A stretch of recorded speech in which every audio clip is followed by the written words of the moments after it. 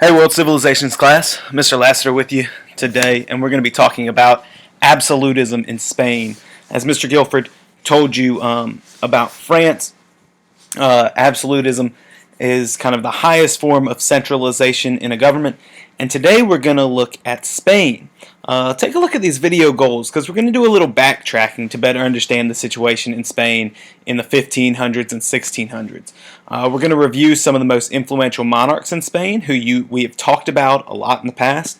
We're going to look at absolutism in the Kingdom of Spain and look once again at why Spain declines.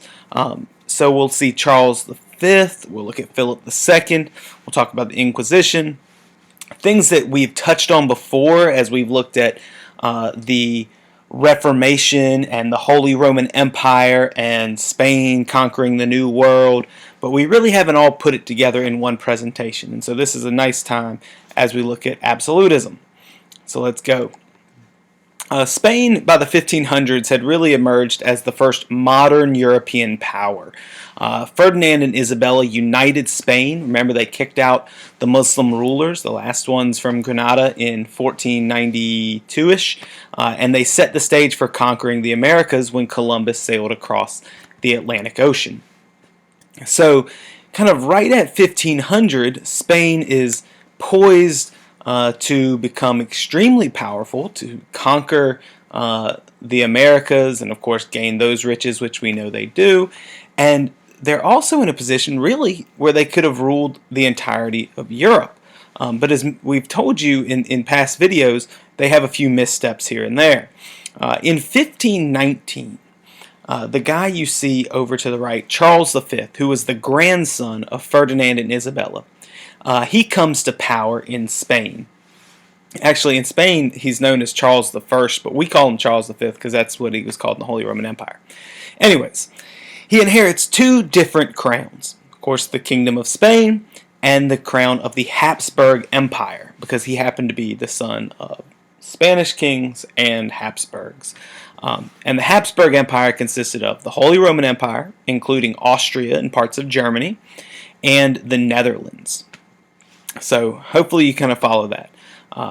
Charles V in charge of Spain, but also the he's the Holy Roman Emperor, and he's in charge of the Netherlands. So that's kind of where we are at this dawn of this modern empire in 1519. So because he's in charge of two empires, Charles V really is in charge of constant warfare. There are going to be wars in the Netherlands, wars in Italy, wars in Spain, wars in Austria, which is part of the Holy Roman Empire. And because he was a very staunch Catholic, very Catholic king, he fought against the Protestant Reformation in Germany. Remember when we were talking about how he tried to unite the Holy Roman Empire? This is the guy who tried to centralize it, but he failed. The German princes, many of whom were Protestant, did not want kind of this intolerant Catholic king. They didn't want to submit to Charles V, and so he fails at centralizing Germany or the Holy Roman Empire, mainly because, partly because of his religious intolerance. In Austria, he fought against the Muslim-led Ottoman Empire in a war with moderate success. Basically, the Ottomans, who were a Muslim group, had put a siege on Vienna, which was a very important European city, and you can see on the map, and they battle back the Ottomans at this time.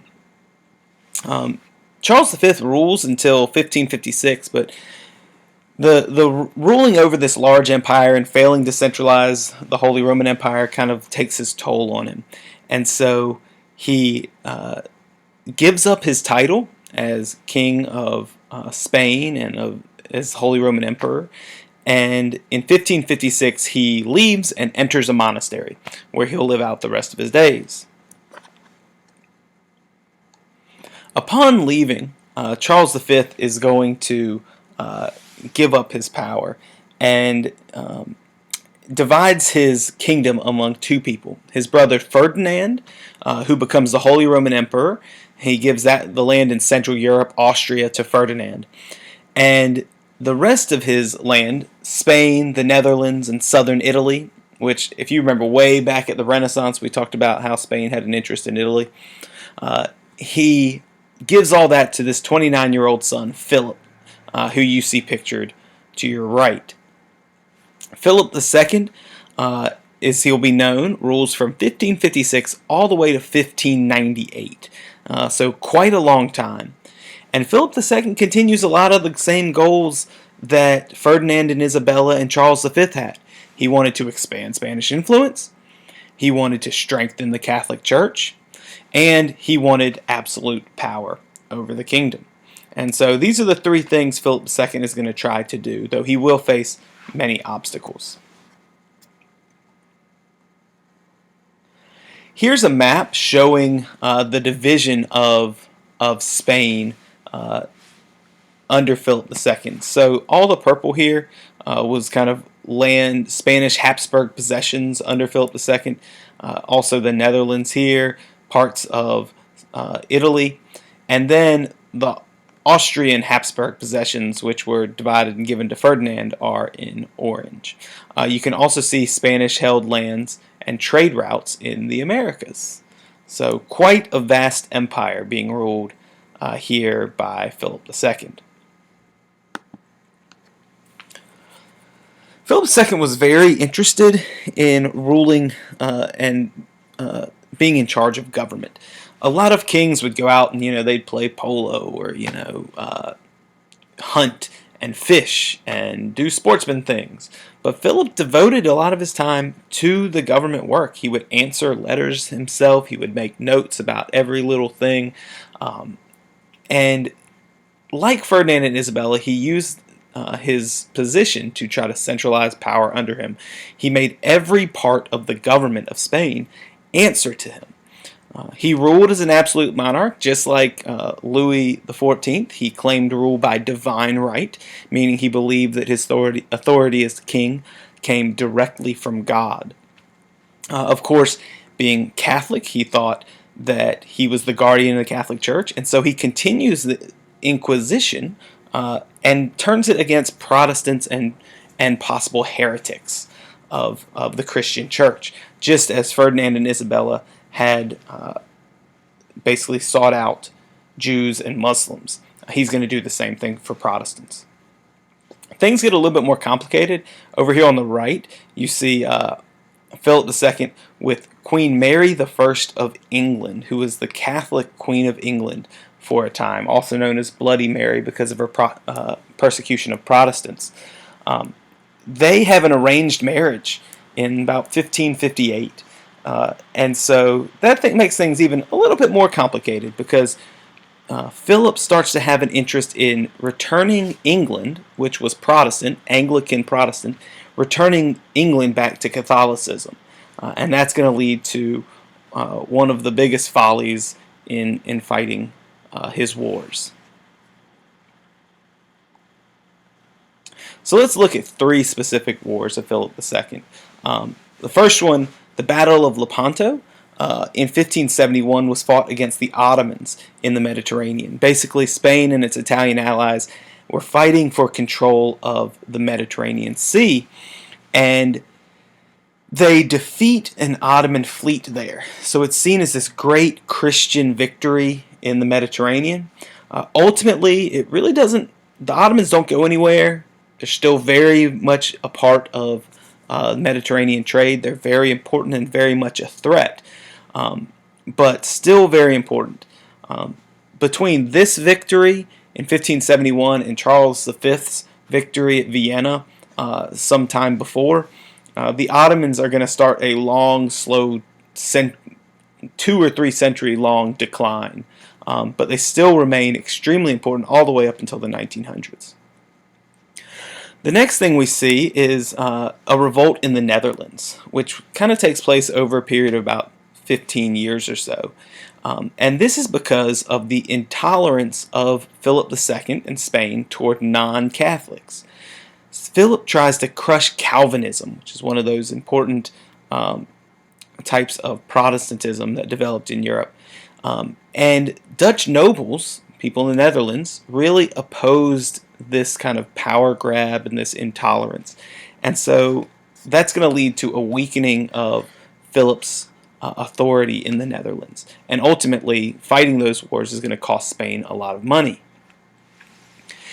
And lastly, and perhaps the most important, were the wars between Spain and England, culminating with the Spanish Armada in 1588. Philip orders preparations for a fleet of warships called an armada to invade England. Basically, this is kind of a long preparation he has in order to charge into England, and he thinks if we invade, all the Catholics in England who want to restore Catholicism will rise up and support us and welcome us with open arms. Have we heard this before in modern times? Invade a country and they'll welcome us with open arms. Well, obviously, that probably would not have been the case, but he doesn't really get a chance to invade because the English had faster, though smaller ships, and they were kind of fighting on their home turf. And so after a series of battles in the English Channel with the British, the Spanish Armada has to sail back to Spain with their tail between their legs. The problem is, as you can see by the map, they have to sail northward all the way around Scotland and Ireland.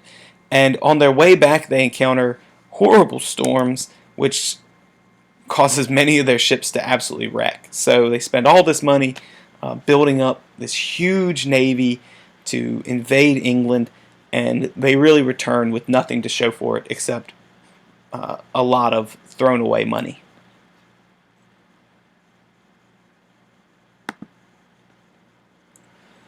So, of course, by 1600, we see that Spanish power and prosperity has kind of started to decline. Spain's golden age is kind of seen from 1550 to 1650, but the decline starts there around 1600. And we have several reasons. A lot of these will be familiar to you. The lack of strong rulers after Philip II, people who can't exert their authority over such a large area. And then, of course, a lot of economic problems. So costly overseas warfare, which basically bankrupts the treasury. Spain neglects farming and commerce because they're making tons of money just by mining for silver and gold in the New World. Inflation, of course, results from the influx of silver from places like Potosi. And then, of course, they heavily tax the middle class. And the middle class people were the ones who supported the king the most against these nobles. And so they raise taxes, it weakens the people who support the king, and so the king loses power. And then lastly, as we've talked about several times, religious intolerance. Spain basically gets themselves into a lot of these wars because they don't tolerate any other religion besides Catholicism. And then ultimately, they lose control of large areas. They can't, even under Charles V, as we said, they can't unite the Holy Roman Empire because of this intolerance. And then, of course, if you look at this map as well, if you recall us studying the 30 Years' War, yeah, Spain fought in that too from 1618 to 1648. And by the end of the 30 Years' War, it's perfectly apparent that Spain is no longer the major power in Europe, and that is moved to France. France is the big main power, and the other one is England, and that is what you will learn about in tomorrow night's video. England is just as involved as Spain, so get ready to really, really listen tomorrow. So, of course, our goals, we looked at the situation in Spain in the 15 and 1600s. We reviewed some of the most influential monarchs, what absolutism looked like in the Kingdom of Spain, and why Spain declined. Make sure that you can get all this vocabulary in your digital notebooks. Other than that, have a good day.